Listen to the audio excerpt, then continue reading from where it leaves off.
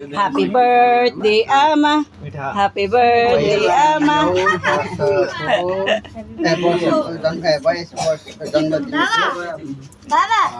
धेरै शुभकामना यो बाबु यो दोसो आमा कसरी लेख्ने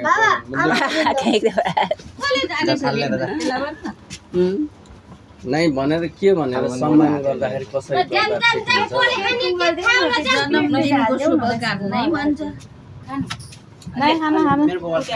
हुन्छ खैले म लेखिदिन्छु 82 वर्षको धेरै धेरै शुभकामना त्यो उसको गोपालको नम्बर कोसिस छ सुरेनसित छ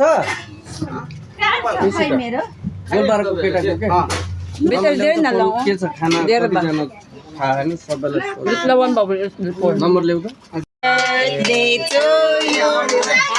Happy birthday to you.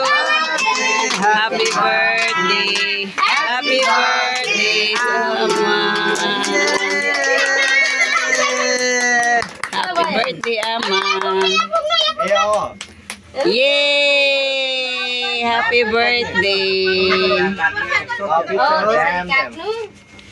अनि यस्तो गरेर अनि मुनिबाट यसरी निकाल्नु ल कति उज्यालो आहा तिम्रो मेरो कति मगेर आउँछु ठुलोबाट अर्को फोन खोइले खानु त आइफोन हैन हामीले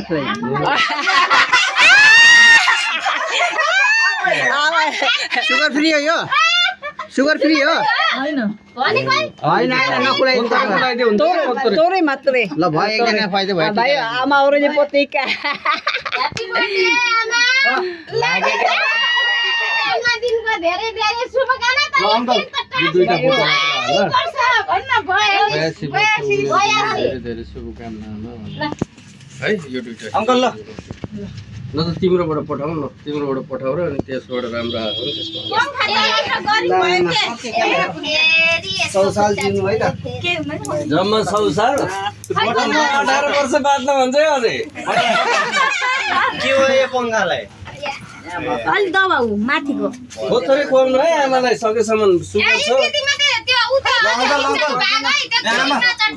भयो नखुवाइ नि हुन्छ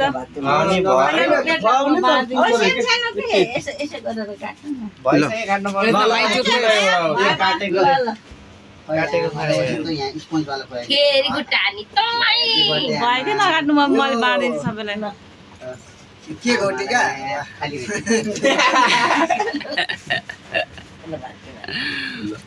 मैले छिटो छिटो गर्छु अझै आमा पार्टी त बाँकी नै रहेछ त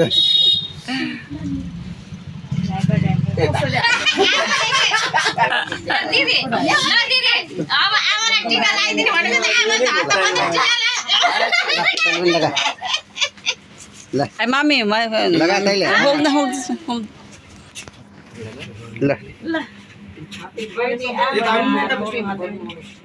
यो पठाइदिनु हुन्छ उज्यालो बनाइदिएछौ त कसको हो तिम्रोबाट हो हुन्छ त्यो पठाइदिऊ के चाहियो गोर बक्के मान्नु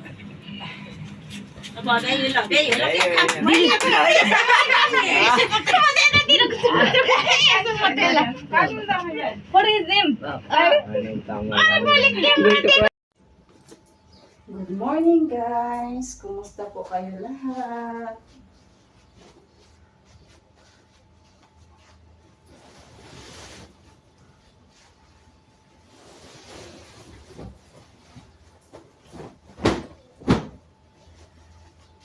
Since tayo nag-beach dito sa ano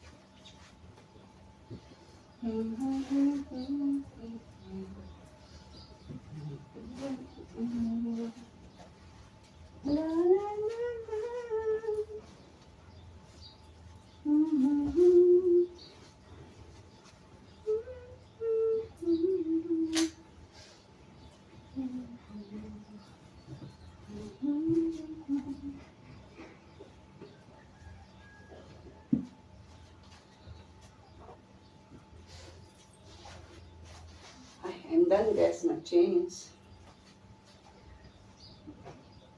Guys, to remote niya. Oh my God. You don't know guys? 6 days without internet. Super stressful ang life. My family in Philippines too much asking why. Because our internet there's a problem. And then here, I don't know. This is first time we encounter the internet is on trouble.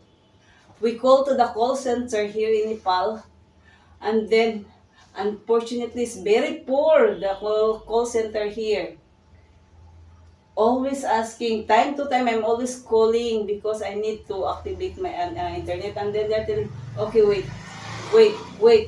And then after that, I ask always the details, who is answering me, complete details, so that when I call again, I want the same person, so no need to go fast and passing the message.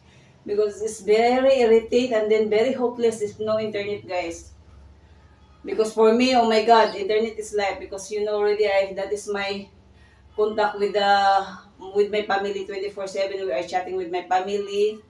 And then apart from that, obviously, you know already, I have my YouTube, I have all my social media also. It's very worse. Oh my God, this is first time worst ever I encounter. And then I ask them the manager. And then sometimes always my husband time to time follow up. I'm always making argue with my husband. What kind of you have customer service here like this? I know that is not my husband no problem because only I make it very angry and sad because I cannot do anything. And then I'm always do the data, and then the data also is very poor. When you activate up and down also, sometimes on, sometimes off. Oh my God, very disgusting talaga guys. Very, I cannot explain that time. You know what? First time I cry. First time I cry without internet. Imagine. In my whole life before in Dubai and wherever I go, I never do that one. First time I cry maybe for the angerness, the sadness, nothing, I don't know. That's why through my YouTube, I am very sad because my load is up and down because due to the internet connection. Now finally, it's already done, success.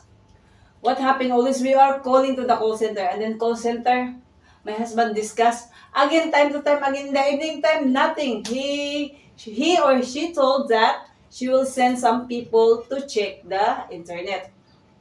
Finish the 1 day, finish the 2nd day, 3rd day, 4th day, 5th day. Oh my God, that 5th day I become worse that day because that day I'm too much hyper. And then I'm already shouting with when my husband calling. I'm also involved. What kind of customer service you are? It should be 24/7. You must to serve the customer. What is the needed? What is the important? You must to send people here in the house to check. And then that time on 5 days, somebody came here to check. Obviously, that person who is the technician, I cannot go shout. Also, I cannot do because he has another, which is I have already good conversation, and the customer service, which is that girl. And then I asked, and then when he checked also, according to the technician, he told, they have a problem in your router. Problem of the router. And then after that, my husband said, okay, just make it action ASAP because we need it badly, the internet. And then I told already, can you please tell also pass that one to your management, your company is very poor, very disgusting. It's all very disgusting.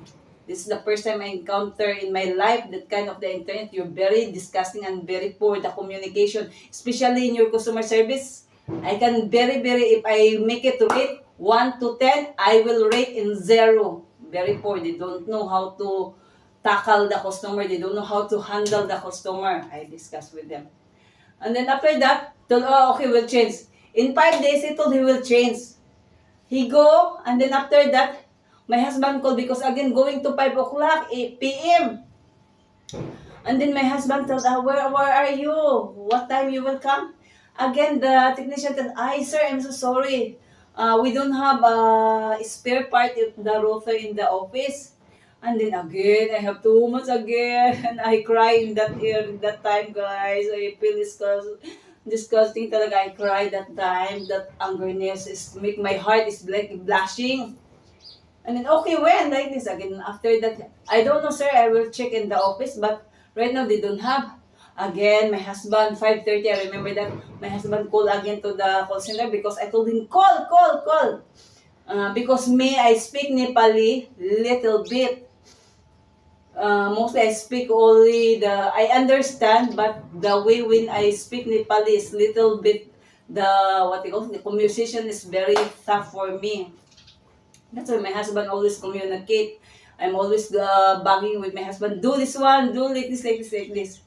Oh my God, that's very disgusting. And then after, again, the same, again, he called the customer service.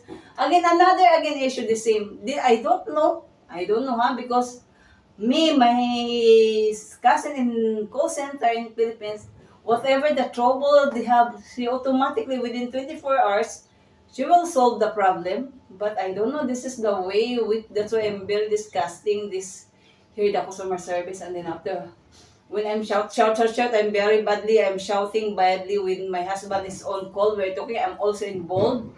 I'm shouting very badly with English also. And then after, my husband also, whatever I talk in English, he also to transfer to the customer service. And then like this. And then after that, like 6 days, finally he come again. Again, he check like this. Oh my God, you know what, guys? You know what? If I allow you, I will slap you one time. I feel like that. I feel too much. You know what? Struggle is very, one day it's no internet is very, very mad. Oh my God. What if the OFW, or mostly our kabayan in the Philippines, mostly all over the universe, mostly we are working in abroad like this. Again, if no internet, how we can deal like that? Especially if they mostly taking care of the family like this. Oh my God, I'm very, very disgusting, guys. That's why today finally, oh my God, thank you, God. I'm already making it go. I said also, God, sorry, God, because I'm very, very mad and I'm talking very badly. But you know already, guys, I'm a human also. I have feelings. I know I can control my emotion, but that time I cannot control, guys. My angerness is very higher. My temper is very higher. Sometimes we are argue with my husband. First time we are argue with my husband. We never argue. We have a small problem, but we'll never argue for that. We're always talking. But this crazy internet, due to the internet, we have too much stuff discussion between me and my husband. But now, I'm back, guys. I feel relaxed. Thank you so much. Thank you so much, guys. Sorry for always late the upload to my YouTube channel because due to this reason, guys, I cannot upload. And then if data also is very up and down my data if I will open my data. That's why. Now, thank you, Lord. And then thank you so much for all of you guys. I think I reached already 500 plus my subscriber. Thank you so much. Dari Danabat. Dari Danabat. It means thank you so much for my all over whoever watching my video from day one until now. Thank you so much from the bottom of my heart. Thank you so much. Ito will say thank you so much. And then sorry for the late always upload. Now I can start now my upload now. Recently already I have, but I just inform you this regarding this one. I have very tough. Thank you so much, guys. Please don't forget, be happy, be kind.